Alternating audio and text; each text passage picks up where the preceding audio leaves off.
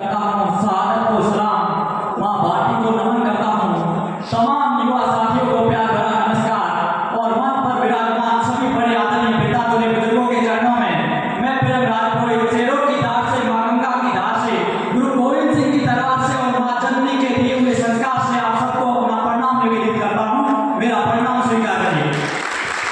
देखिएगा साहब, पुलवामा अटैक हुआ था, उसके बारे में मैंने थोड़ी सी कविता लिखी है, वो मैंने सोचा आप तक पहुंचाऊं। इस माध्यम से मैं इस मंच पर खड़ा हुआ हूं। जब पुलवामा अटैक हुआ था उस समय हमारे देश की क्या स्थिति रही होगी, ये अपने जहन में उतारिएगा कि उस समय हमारे देश की क्या स्थिति रही होगी कि अटल हिमालय मायूस दिखा था, भले पवन भी रुकी रुकी थी, कुतुब मीनार की शानो शौकत मानो उस दिन झुकी झुकी थी, लाल किला और ताजमहल भी सन्नाटे के साए में, जायदाद सब खो गई थी हिंद शामिल चाहे में, अशोक स्तंभ के स्तंभ बीच में हिस्सा घुलती दिखती थी, छोटे बच्चों के चेहरों से चिंगारी घुलती दिखती थी। अरे आतंकवाद था मकसद उनका, जिहाद और लूटा था और जलियांवाला बाग था लगता जीवित होकर लौटा था, जलियांवाला बाग था लगता जीवित होकर लौटा था। सर क्या हुआ होगा उस दिन कश्मीर घाटी में, सोचिएगा कि सिर्फ 44 जवान नहीं चले थे, सिंदूर मांग का जला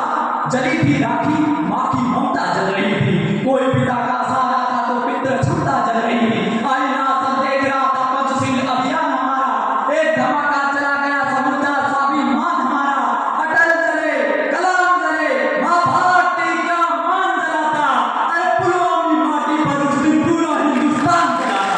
पुलवामा माटी पर उस दिन पूरा हिंदुस्तान जलाता। देखिएगा साहब, मुझे नहीं लगता है जो मैं कहने चाह रहा हूँ ये बस साहित्य की ताकत है, मुझे कहने की हिम्मत देती है। चार पंक्तियां कोट करता हूँ कि कोई 250 किलो का बारूद लेकर हमारे देश में घुस जाए और किसी बख्तर बंगाली को डाले कि बिना इसके कि उस हमले में कोई हमारे देश का गद्दार शामिल था। चार पंक्तियां कोट करता हूँ, ये बस साहित्य की ताकत है, मुझे हौसला दीजिए मैं पढ़ सकूं कि सांप जब तक आज तीरों के जमाने जाएंगे, हौसला कितना भी हो हम जंग हारे जाएंगे और दुश्मनों के संग तो हम फिर करेंगे फैसले, पहले करके जाहिलों के सर उतारे जाएंगे, पहले करके जाहिलों के सर उतारे जाएंगे। वक्त आ गया है भारत में, आज करो या पार करो, जिसका सीना चौड़ा हो तो सिंगनी का वार करो, अरे अब के ऐसा युद्ध करो मंडोल उठे शैतान का, उससे उसकी याद करेगी पानी हिंदुस्तान का, पीढ़ी उसकी याद करेगी पानी हिंदुस्तान का। अब महोदय मैं अपनी लेखनी को अपने नाम की तरफ बोलता हूँ कि महोदय कलम होती है वो हर चीज लिख सकती है,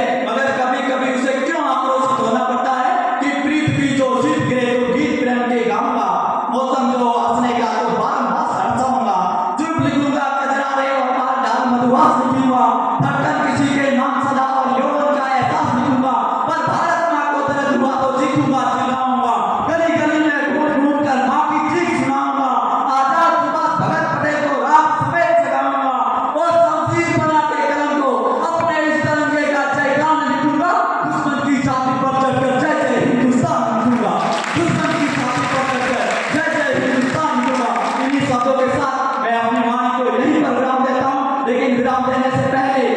माँ भारती के लाडो